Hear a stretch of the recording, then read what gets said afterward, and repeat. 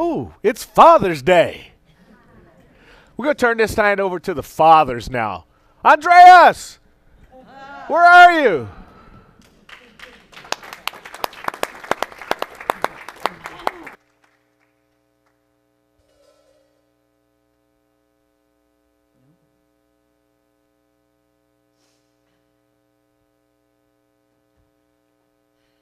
Is it working? Here we go. Good morning, everyone. Okay, my name is Andreas. And a while back, Reverend Stephen has asked me, would I speak on Father's Day? I'm like, yeah, sure, I would do that. But then time went by, and then Mother's Day came. My lovely wife, Tracy, was speaking. So a lot of you may have heard her, and then I would think, what would I say on Father's Day? And it occurred to me, we have the same morals. We try to teach the same things to our lovely son, Maverick. And I'm like, okay, I don't want to repeat the same thing, even if I couldn't use the same words anyways. And I was thinking, and it came to me, I'm like, it would be great to have like a story of a different family or someone who is maybe raised in this teaching and so on. And it came to me that there is two people who I think have a great story to share.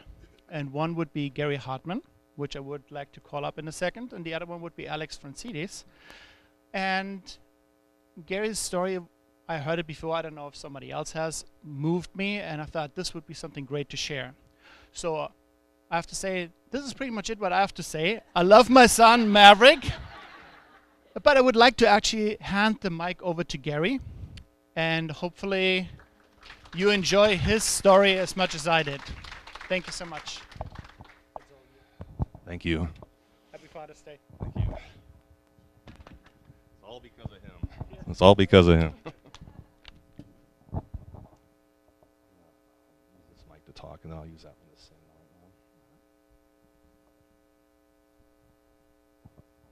I guess I could just leave that there.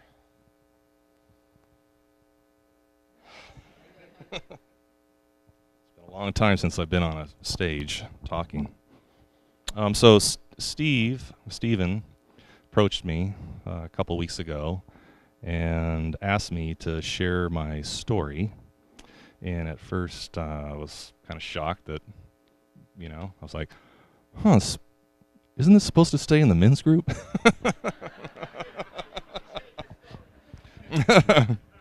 So I was a little bit hesitant because it involves my family, it involves my son, it involves my wife, and everything. So I wasn't sure if I wanted to talk about it publicly outside of the men's group. So I asked my son, and he said that it was okay. And I talked to my wife about it, and she thought it was okay too. So, so I'd like to go ahead and share this with you. I'm a little bit nervous. I just want to let you know right up front. I'm not sure how much time I have to talk, because my story can be a little bit lengthy. But I guess I could begin here. I was fortunate enough to become a father at the age of 40. And my son was born July 1st, 2002. And my wife and I had been trying to have a baby for a while. Had some difficulties.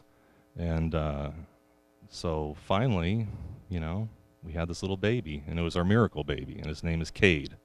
C-A-D-E, Cade.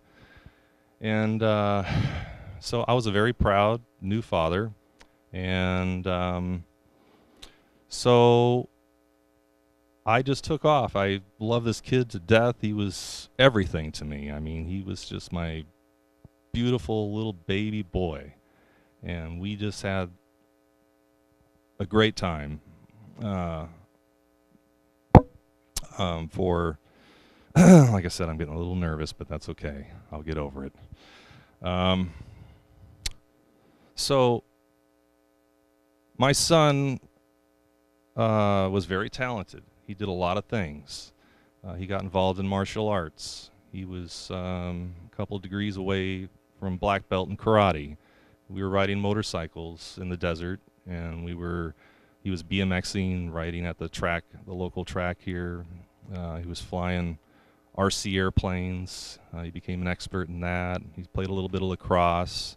And he was just a rambunctious, wonderful little guy. And I was the kind of dad that just couldn't say no to whatever he wanted. And because the way I grew up, it was always no, no, no, no, no, no, right? But with him, I thought, you know what? I'm not going to be like that. I'm going to be the dad that lets him do all these wonderful things.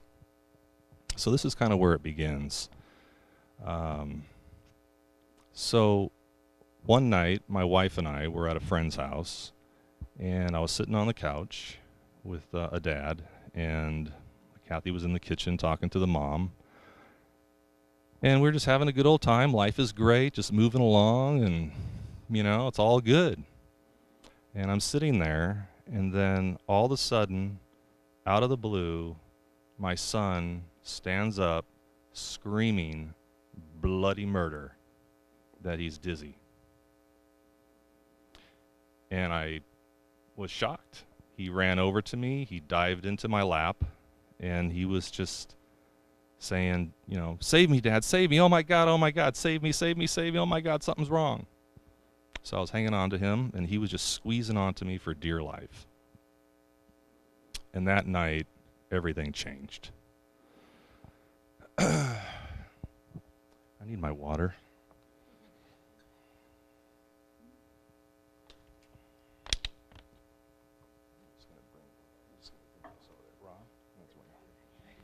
Thanks.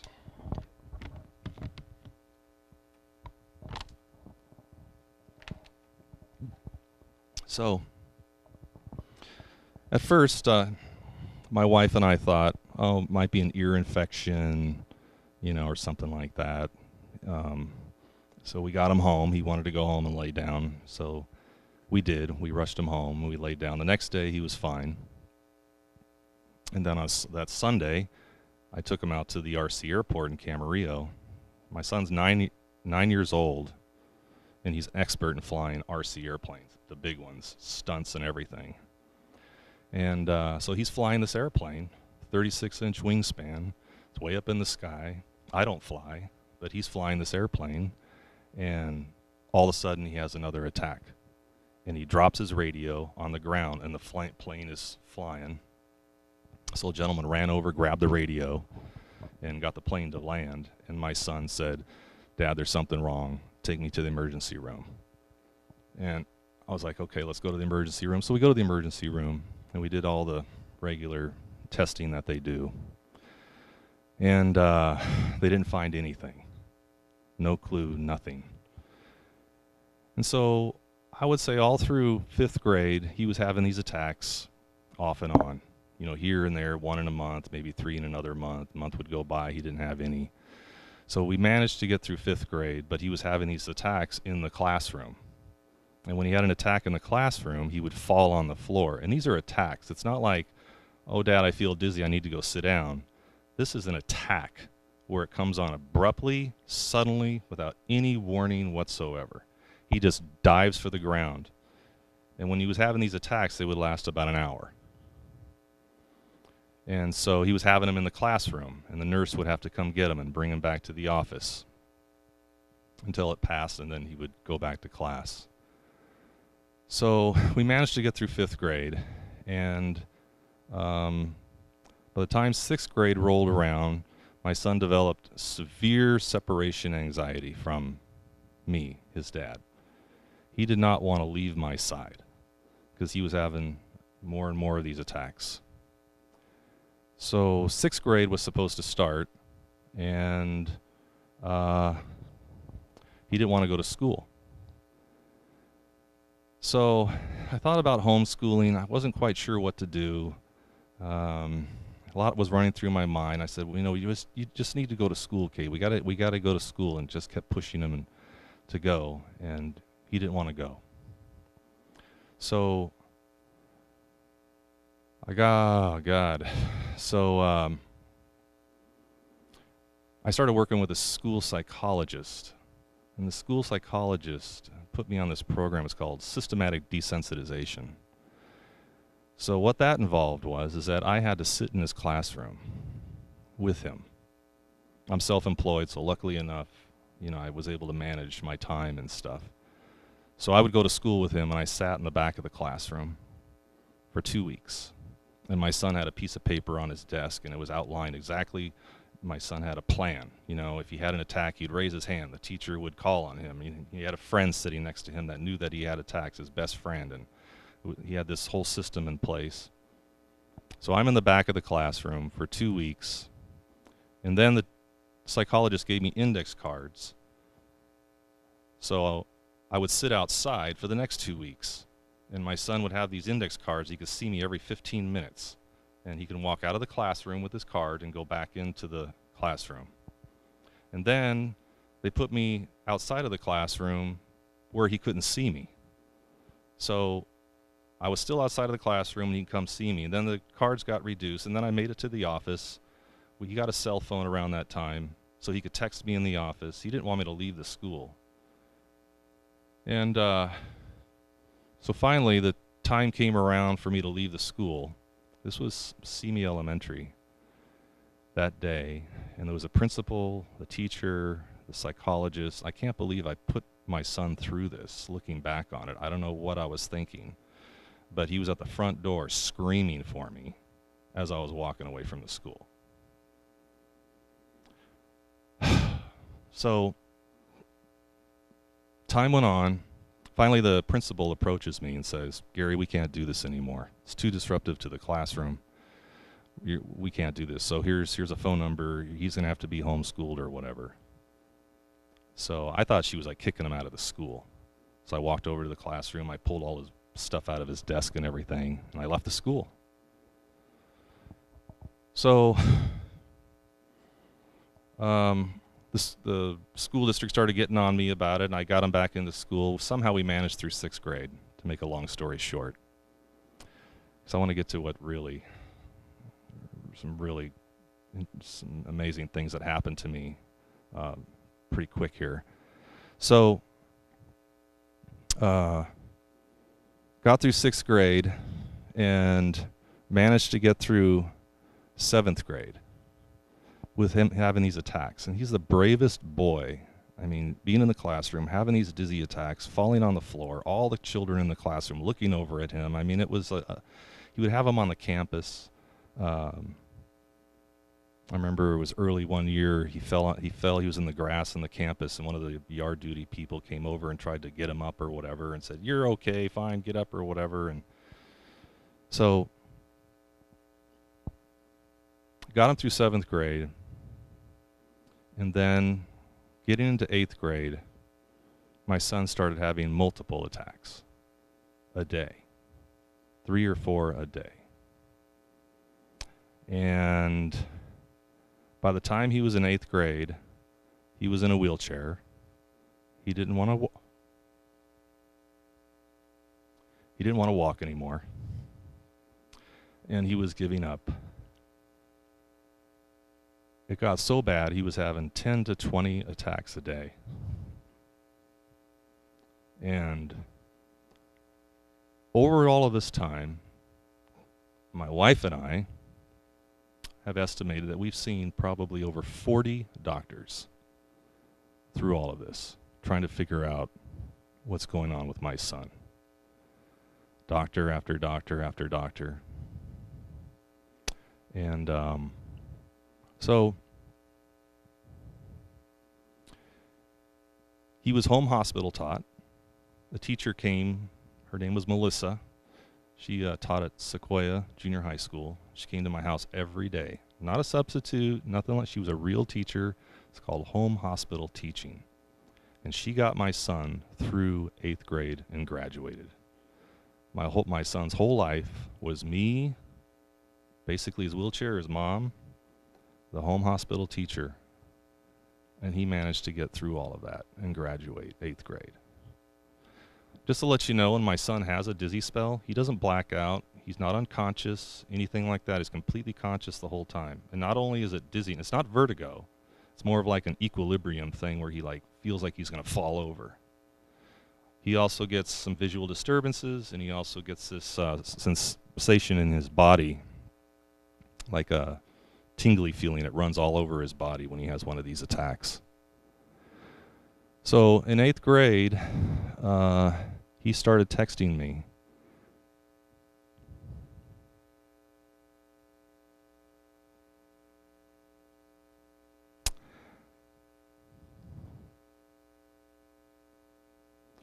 And he told me that he wanted to kill himself.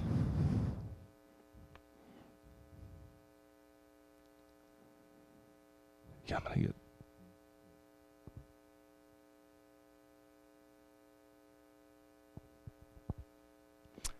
All right. So one night, I basically lost it. And I probably had like a nervous breakdown. Kathy and I were at the end of our rope. All the doctors had run out. There were no doctors left. Nothing. I didn't know where to turn. I didn't know where I was going to go. So I got up the next day, and I knew I had to face my son with these attacks. And I basically surrendered myself because I was no longer in control. Completely surrendered myself to a higher power. So my son got up, and he was having multiple attacks. And every time he'd have an attack, he'd say he's dizzy. "I'm dizzy, Dad, I'm dizzy." Just like that. And it just would just... So I surrendered myself that day. And I don't know what happened. It wasn't like there was spoken words, but I felt something in me that said, "I'm with you, I'm here for you, and take comfort in me." I'm not a religious man. I've gone to churches off and on throughout the years. I'm not into structured religion and all of that. But I knew right then and there that I'm a child of God. So, had no doctor's appointments. That day, I took my son, my wife, I stuck him in the car, and I drove to a doctor's office. No appointment. We got there. I told the girl, "I need to see a doctor." And she said, "Well, do you have an appointment?" And I said, "I don't have an appointment, but I'm here for a reason. And I'm not leaving here. And don't send me to the emergency room." And I have a book this thick of all my son's medical papers. So she talks to the doctor. The doctor says, "Come on in." I told him what was going on. It was a doctor that I'd actually seen 5 years prior. Told him what was going on. And he backed off. And he said, "Mr. Hartman, this is way out of my league." And I just said, "I need help, and I'm here for a reason." And he said, "Go see a neuro-otologist." And I said, "What is a neuro-otologist? I have 3 neurologists. What is a neuro-otologist?" So my wife and I went and saw a neuro-otologist at UCLA, walked in her office, and she was like an angel. She had this white, crispy jacket on with perfect pleats. She was an Asian woman, Dr. Gail Ishiyama, a neuro-otologist, and I told her my story. I told her everything. Had my book. And I felt that I was at the right place. And she looked at me and she goes, "I'm one of 10 doctors in the world that basically works on people with, symptoms that your son has. I like to prescribe a medication." And I was like, wow. I broke down. I cried. I couldn't believe it. So she prescribed a medication. I waited 2 months. We waited 2 months. It was a wait and see, counting every second. So that medication didn't work. Tried the next medication. Now we're 4 months into it. I see her again. She goes, "Mr. Hartman," she goes, "I want you to go see a pediatric rheumatologist." So I did. Went to see the Dr. Albert Katz. Albert Katz looks over my shoulder and he says, "I like to prescribe a muscle relaxer." And I was like, "Well, there's one we haven't tried. Let's do that." So I gave him a muscle relaxer that night. The next day he had no attacks. His attacks stopped dead in their tracks. He was attack free for 10 months.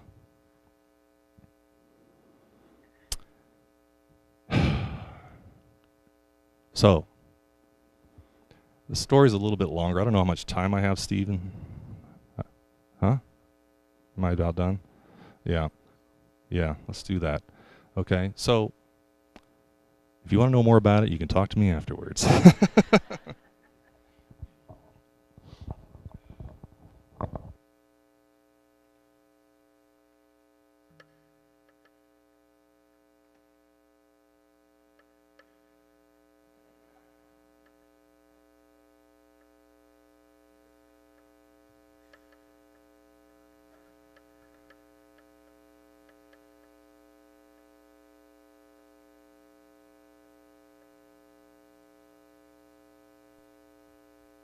So here's a song that my wife introduced to me.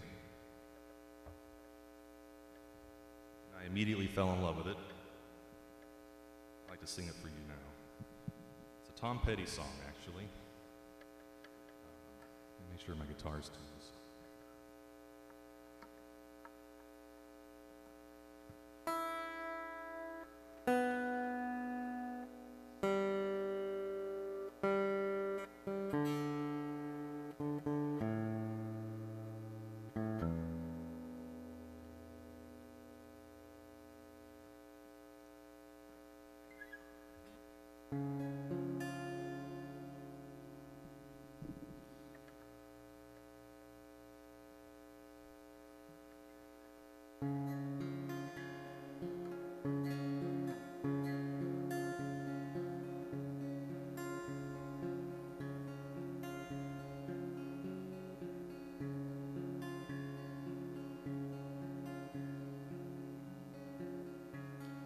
I dreamed you, I saw your face, cut my lifeline when drifting through space. I saw an angel, I saw my place.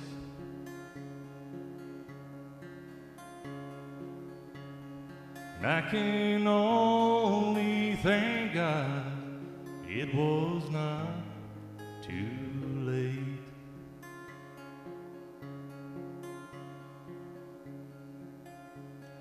Over mountains I drifted away, and across the ocean I dreamed your name. I followed an angel down through the gates, and I can only thank God it was not too late. Sing a little song for loneliness, sing one to make me smile. Another round for everyone, I'm here for a little while.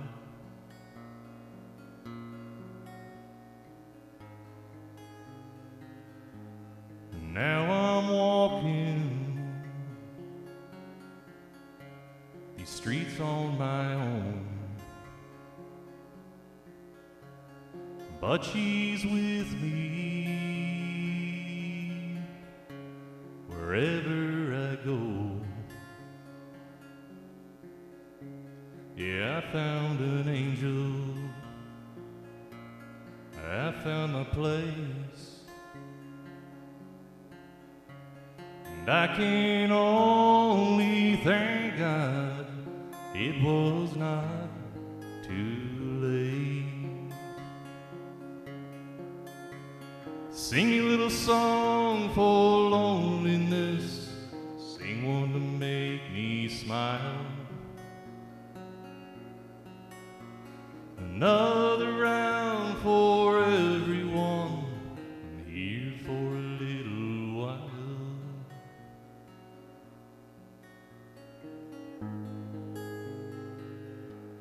And now I'm walking these streets on my own, but she's with me wherever I go. Yeah, I found an angel, I found my place, and I can only thank God it was not too late. I can only thank God it was not too late. I can only thank God it was not too late.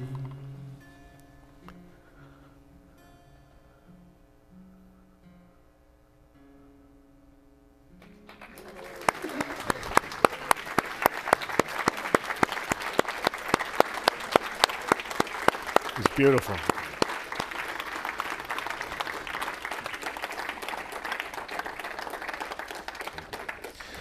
Now, you're so humble. I couldn't get you to get to what I wanted you to talk about, because the story of Cade is so close to your heart, and I get that. Yep.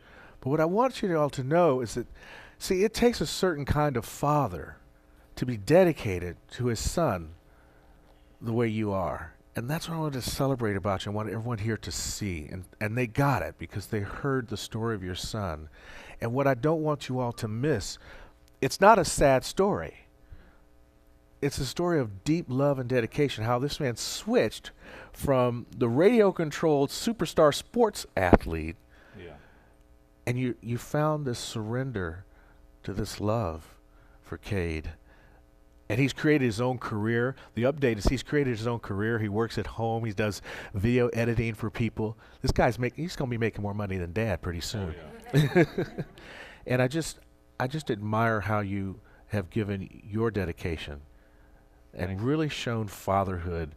And you know, when you look up in next year's Webster, his picture next to fatherhood. So thank you. Thank you. Thank you. Thank you. Thank you. Absolutely, man. Absolutely. And we're blessed. We have other fathers like that. Now, one of them is not here today. He's up watching his daughter graduate from SLO up there in San Luis Obispo. But his son is here, and I wanted Alex to come up and speak about what it's like to live in the experience of fatherhood, the kind of fatherhood that Cade has, the kind of fatherhood that Costa is. So, Alex, come on up. We love him. Now we get to talk with him. Oh, we need this one. Okay. Well, even I did it. There you go. All yours. Hi.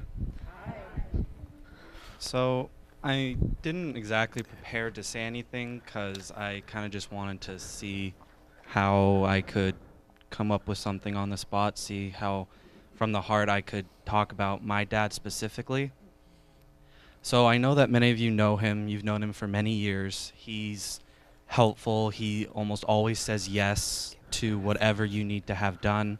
He likes to help people, make them feel happy, give them hugs if they're sad. He's just like that at home also. He's very kind, very helpful, stern when he needs to be to get the point across, obviously, or else I wouldn't probably be the way I am. Because you need to be stern to be able to get the point across that what needs to be done needs to be done.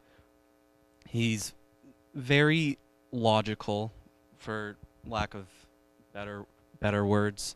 Because when he was in college and school, he he was very smart with math and the logics behind it, and he's like that in his job now, where he's, as far as I can remember, he does a lot of blueprint kind of work for, because he works at an aero antenna, so he watches over people as they build things, and he's very logical about what needs to be done so that it can get done in a reasonable time.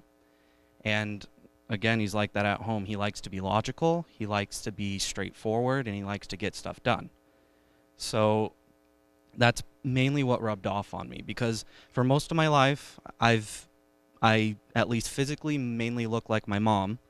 Like, even as I was a baby, she would say, "You look just like me." But mind-wise, I'm more like my dad. I'm a bit more logical and straightforward, and I love math and all that. And so I got that from him. So I would turn to him whenever I needed that. And he was able to help get me through all my math stuff and any logical problems that I needed to have done. Because, like, the few years ago when I was diagnosed with my diabetes, he helped me get through that by helping me see logically how this would help, how this would get me on the right track, and how it's obviously better for me in the long run to get me eating healthier, like my mom has been trying to get me to do for years. But now I have a reason, and he's helping me think logically through all these problems that I might have or that have come up. So it's helped me a lot to have him be there all the time. And he works very, very, very hard to keep us afloat. He gets stressed a lot, but that's because of his high mental job. It takes a lot out of him. He's tired when he gets home. He likes to nap, but we all do. And so he deserves that. He needs that rest, which is a good reason why I think he went, even though it's a Father's Day, I think it's good that he went up to relax a bit and get away and get to see Jesse graduate and everything, because I think that he really needed that. It gave him some time to rest and get prepared.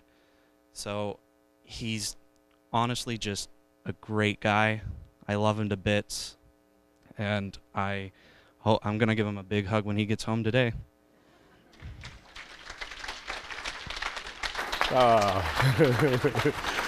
Here, let me start the hugging right now. Thanks, Alex. Beautiful. We love you. Our kids love you. And go get back there with them. Wow. You know, I've been doing the Skinny Book series, this thing called Life, and I think we've really heard what life can be like and how fatherhood moves us through that life experience. I highly recommend, I'm going to move a little faster now, but I highly recommend you pick this book up, because what he's really talking about here, which is so great, Dr. Holmes wasn't all about words, and he's kind of like Gary. He wasn't very religious, really. He just loved philosophy. He loved people. He loved the psychology of how our minds worked. So for him, this book really, it could be this thing called God. He just called Life and God the same thing. This is really a wonderful manual for living. It helps you to move through the experiences in your life. Ooh, like we're moving through the slides. Go, bing, bing, bing. And so I highly recommend you pick this book up, thumb through it. It's only 168 pages, and it's fun to read. And maybe even when you're done, it'll be as colorful as mine is. All right? Just wanted to share that with you and get you involved in how this thing called life, you know, there's this. See, we're in life.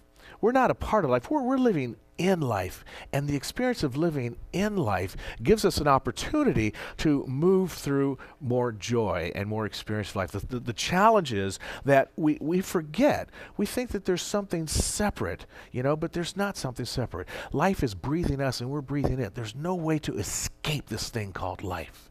And so as we really understand that, we open ourselves up to the opportunities to move through the kind of experiences that Gary has moved through and Kate has moved through, to have a guy like Costa help Alex move into an experience of living with this thing called diabetes, so he doesn't have to have it change his life tremendously much.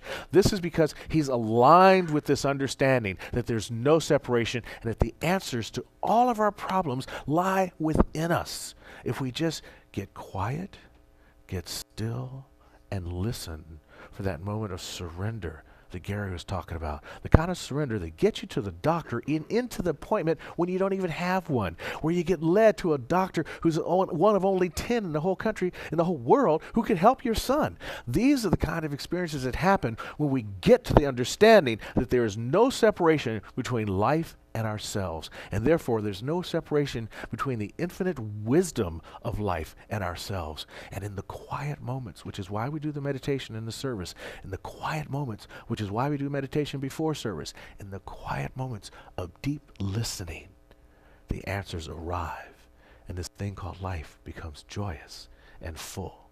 And that's really what good fatherhood is all about. That's what good motherhood is all about. That's what good self-care is all about, right? So that's what we get to do, and that's what the Science of Mind leads us into. It's a wonderful opportunity. I think there's just one. Is my bookmark still in here? I can probably find it. Do I have my glasses? I'm going to read. Let's see here. Come on, page, jump out. Oh, the bookmark is there. Yes. Realizing that all creation is a result of original life, and the creation is now going on. Plants are growing in the garden. Planets are being formed. Hair is growing on your head, some of us. Creation is something that is always taking place, and that you are some part of the creative order. What is more reasonable to assume that the movement of your thought upon your environment projects that environment? This is the substance of this whole teaching. The substance of this whole teaching right there is that the movement of your thought upon your environment projects that environment as the experience of your life. The movement of your thought, your ideas, your own mental power, your creativity, your imagination is intensely powerful, and it is projecting your life into your experience, projecting you right into the right doctor situation, projecting you into a situation where Alex manages his weight after his mom's been trying to get him to do it for years. His dad just says, boom, boom, boom, 3 + 2 = lose weight, and he does it. This is how it happens when you just get quiet and you let the movement of your thought project this beautiful life into your environment. Are you getting it? That's the beauty of the Science of Mind, so that a Jerry can come up here and see Venus cradled by the moon and know that it's a message from her mom. That's the quiet moment.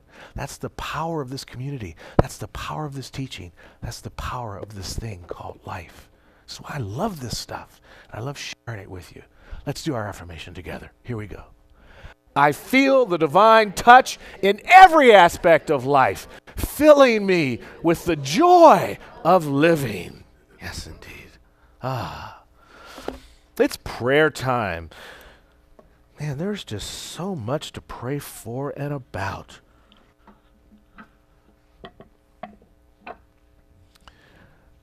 Let's do this together. Let's begin with what we just talked about. Let's get quiet. Listen.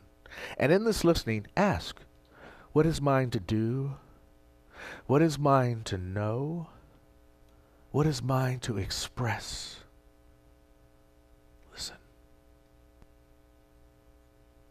Now, speak that out into the room right now. Let's hear it. What is it?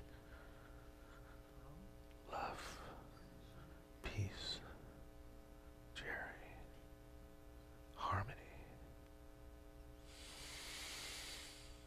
In this moment, in this precious, joyous, harmonious moment, I feel the presence of the divine.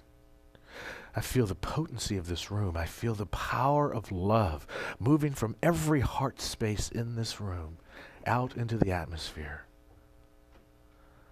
There's a healing going on in this space, and it's God in action, moving through our imagination, through our ideas, through our thoughts, into words and deeds.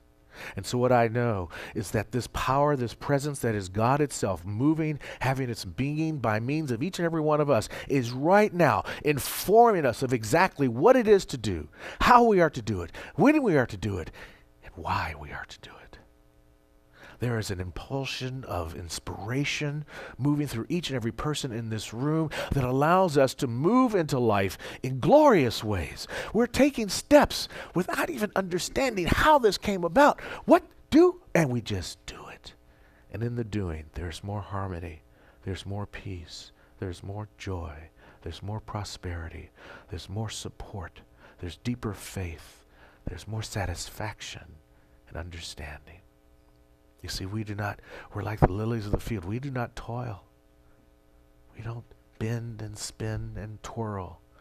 We rest in peace, and we know that the Spirit that is us, that is having its life by means of us, is moving us into what is right and perfect, whole and complete. Grateful for this truth, I say thank you, Mother, Father, God. Thank you, Divine Presence. Thank you, Infinite Principle that lives as us and informs us of what is right and ours to do. And we gratefully do it now. We affirm it as we say together. And so it is. Ah.